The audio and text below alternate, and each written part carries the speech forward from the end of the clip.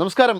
ആഗോള അയ്യപ്പ സംഗമത്തിൻ്റെ കണക്കുകൾ സംബന്ധിച്ച റിപ്പോർട്ടിൽ തുറന്നുകാട്ടപ്പെട്ട എല്ലാ വീഴ്ചകളും ദേവസ്വം ബോർഡിൻ്റേതാണ് എന്ന് Devaswom board president K Jayakumar പറഞ്ഞു.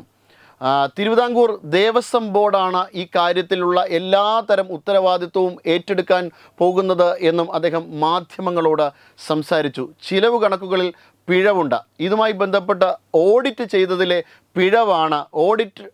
ഓഡിറ്റ് ചെയ്ത ടീം കണക്ക് കൃത്യമായി നൽകാത്തതാണ് ഈ പ്രശ്നങ്ങൾക്കെല്ലാം കാരണം എന്നാണ് അദ്ദേഹം പറഞ്ഞത്.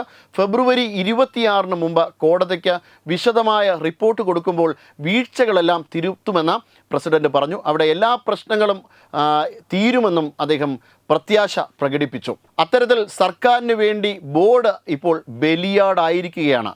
ഇത് സർക്കാരിൻ്റെ ഭാഗത്ത് സംഭവിച്ച പിഴവുകൾ കൂടി ദേവസ്വം ബോർഡ് ഏറ്റെടുക്കുന്ന ഒരു സാഹചര്യമാണ് ഇപ്പോൾ സംജാതമായിരിക്കുന്നത്. ഇന്ന് ചേർന്ന ബോർഡ് യോഗത്തിന് ശേഷം തീരുമാനങ്ങൾ അറിയിക്കുകയായിരുന്നു പ്രസിഡന്റ്. കണക്കുകൾ കൃത്യമാകുമ്പോൾ 99 ലക്ഷം രൂപയുടെ കുറവുണ്ടാകുമെന്നും എന്നാൽ ഒരു പൈസ പോലും ബോർഡിൻ്റെ അക്കൗണ്ടിൽ നിന്ന് എടുക്കേണ്ട സാഹചര്യമില്ല എന്നും ദേവസ്വം ബോർഡ് പ്രസിഡന്റ് പറഞ്ഞു. 3.85 കോടി രൂപ സ്പോൺസർമാർ വഴി കിട്ടാനുണ്ട്.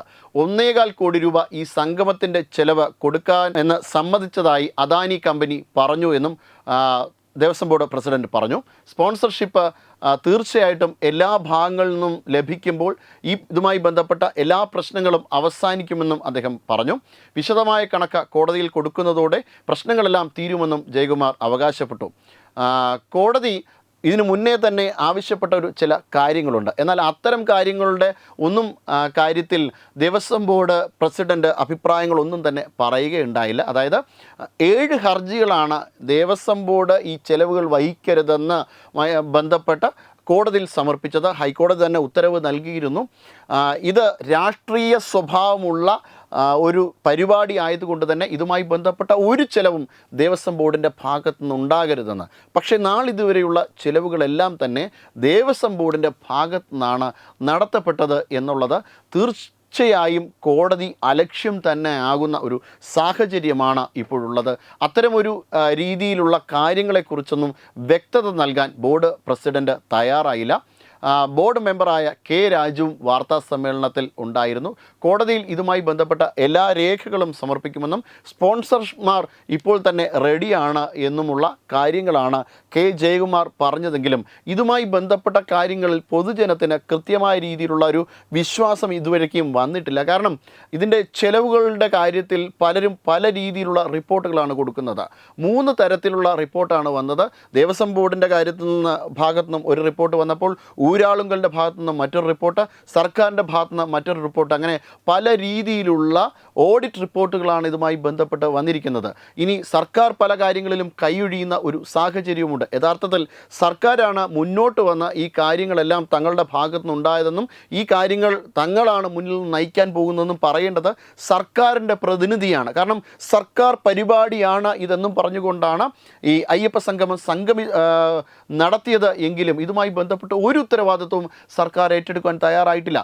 അവിടെ നടത്തിയ നടത്താൻ പോകുന്നു എന്ന് പറഞ്ഞ ഒരു കാര്യവും നടത്തിയിരുന്നില്ല. ചില ഭജനകൾ, അതായത് നന്ദഗോവിന്ദം ഭജൻസ് അവരുടെ ഭജനം നടത്തി എന്ന് പറഞ്ഞുകൊണ്ട് അതിൽ ഫണ്ട് എഴുതിയെടുക്കുന്ന ഒരു സാഹചര്യമുണ്ടായി. 8 ലക്ഷം രൂപയോളം ഫണ്ട് എഴുതിയെടുക്കുന്ന ഒരു സാഹചര്യമുണ്ടായി.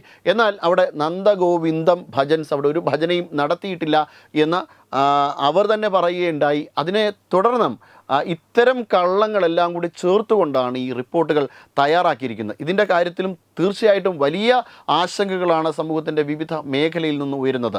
ഇതിനെല്ലാം കൂടി തീർച്ചയായിട്ടും ദേവസ്വം ബോർഡ് മറുപടി പറയുന്നത് ഒട്ടും തന്നെ ആശാസ്യകരമല്ല.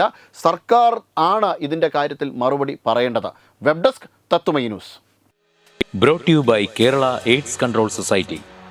HIV എയ്ഡ്സ് സംബന്ധമായ സംശയങ്ങൾക്ക് 1097 എന്ന 24 മണിക്കൂറും പ്രവർത്തിക്കുന്ന ടോൾ ഫ്രീ നമ്പറിലേക്ക് വിളിക്കുക.